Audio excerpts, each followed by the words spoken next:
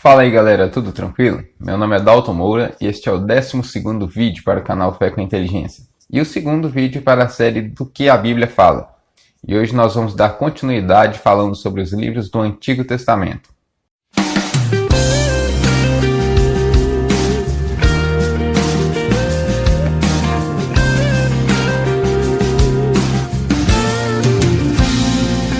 Primeiro a Crônicas. Nos 9 primeiros capítulos deste livro, nós temos a genealogia dos reis que governaram tanto Israel quanto Judá. Nos capítulos restantes, nós temos os relatos de como foi o governo de Davi sobre a nação de Judá. Segundo a Crônicas. Neste livro é apresentado um resumo de como foi o governo de cada um dos reis que ocuparam o trono tanto de Israel quanto de Judá em um período de aproximadamente 400 anos de história. Esdras. Antes de entrar no assunto propriamente deste livro, eu preciso ressaltar que os livros do Antigo Testamento não estão organizados em ordem cronológica. Logo, o contexto do livro de Esdras ele é posterior a alguns outros livros que eu vou falar depois dele. Então, para que você entenda, eu vou falar muito a respeito do exílio na Babilônia. E o livro de Esdras se encaixa exatamente aí. Após o exílio na Babilônia, o rei persa, Ciro, ele começa então a permitir que o povo de Israel que estava exilado na Babilônia, eles possam voltar para a sua nação. E Esdras então ele é escolhido para reconstruir o templo de Israel. Neemias. Esse livro se encontra no mesmo contexto que o livro de Esdras, que no caso é após o exílio. Enquanto Esdras é responsável pela reconstrução do templo, Neemias ele se torna o responsável pela reconstrução dos muros que haviam sido derrubados pelo rei Nabucodonosor no momento em que eles foram levar o povo cativo para a Babilônia. Ester. Esse livro relata acontecimentos durante o governo do rei persa Assuero, que tinha por rainha na época Vasti, a qual desobedeceu uma ordem dele e ele a depôs. Então ele busca uma substituta para a posição de rainha no reino persa. Então Ester ela é escolhida por ele por ter achado graça aos seus olhos. O ponto-chave desse livro é o livramento do povo de Israel das mãos de Amã, que era o braço direito de Assuero.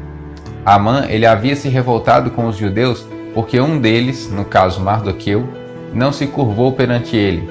Então Amã fala com o rei que aquele povo estava tentando se rebelar contra o rei e manda matar todos os judeus que estavam naquela região. Nesta hora, Ester intercede em favor do seu povo e também de si mesma, pois a ordem de Amã faria com que ela também fosse morta. E o rei atende ao seu pedido e livra o povo de Israel da condenação que Amã queria lhes impor. Jó. Esse livro conta a história de um homem muito próspero chamado Jó, que temia a Deus e que se desviava do mal. Deus então dá testemunho a respeito da integridade deste homem. E Satanás, ouvindo isso, replica dizendo: ele só é um homem íntegro e justo porque tudo aquilo que ele tem feito, o Senhor tem abençoado. Agora, quando o Senhor parar de abençoar, ele vai blasfemar contra você. Então Deus ele permite que Satanás ele então tire tudo aquilo que ele tenha, contanto que ele não venha a tocar na vida de Jó, e assim Satanás o faz. E após perder todos os filhos, gados e ainda contrair lepra, ainda assim Jó não blasfema a respeito de Deus.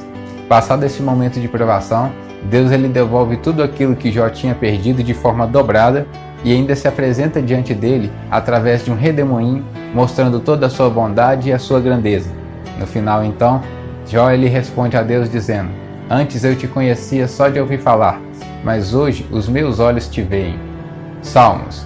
Este é um livro que apresenta orações, cânticos, expressões de louvor, de gratidão e de amor para com Deus, seja por algo glorioso que Deus fez em seu favor, ou simplesmente reconhecendo a grandeza de Deus. Vale ressaltar que eles foram escritos em diversas situações, sendo alguns deles até mesmo proféticos, como os salmos messiânicos. Eles levaram cerca de 1000 anos para serem escritos por diversos autores, sendo o mais célebre Davi. Provérbios. Esse é um livro de ensino e de conselhos sobre sabedoria. Ele te mostra como você agir de forma sábia em diferentes situações, como você lidar com a maldade, como você lidar com a palavra de Deus, como você ter mais entendimento a respeito das coisas e diversos outros conselhos práticos que você pode aplicar na sua vida no dia a dia.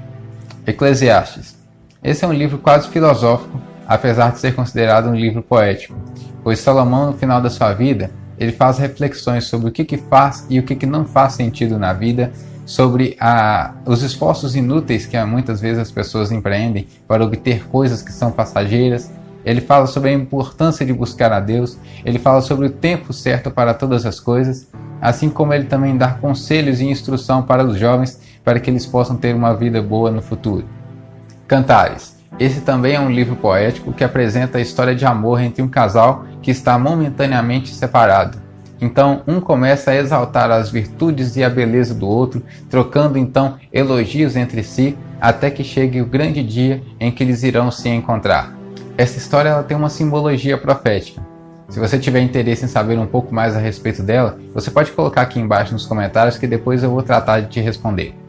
Isaías. Nesse livro, Deus levanta Isaías para profetizar contra o pecado do povo de Judá e também para anunciar a restauração que ele faria com o seu povo através da vinda do Messias. Isaías também é conhecido como profeta messiânico, pois ele foi quem mais profetizou a respeito da vinda do Messias e quem mais deu pistas a respeito de quais seriam os sinais que ele apresentaria aqui na terra quando ele viesse. Alguns deles eu vou ler para vocês. Ele abrirá os olhos do cego, pelas suas pisaduras seremos sarados, ele tragará a morte, será pedra angular para alicerce seguro, não julgará por aparência, o Espírito de Deus repousará sobre ele. Jeremias. Nesse livro, Deus levanta Jeremias para profetizar contra a nação de Judá, pois eles haviam cometido o pecado de idolatria, adorando ídolos feitos de madeira, pedra e barro. Então Deus adverte: se vocês não se arrependerem de seus pecados, eu levarei vocês ao exílio na Babilônia. Ao invés de darem ouvidos à voz do profeta, o povo endurece o seu coração e decide lançar Jeremias na prisão por desconfiar em que ele havia se vendido para os babilônicos. Como consequência da desobediência do povo, o Império Babilônico vem e destrói a nação de Judá e leva cativo o seu povo, o qual ficou aprisionado naquela nação por 70 anos. Lamentações. Nesse livro é mostrado como ficou a nação de Judá após a invasão dos babilônicos.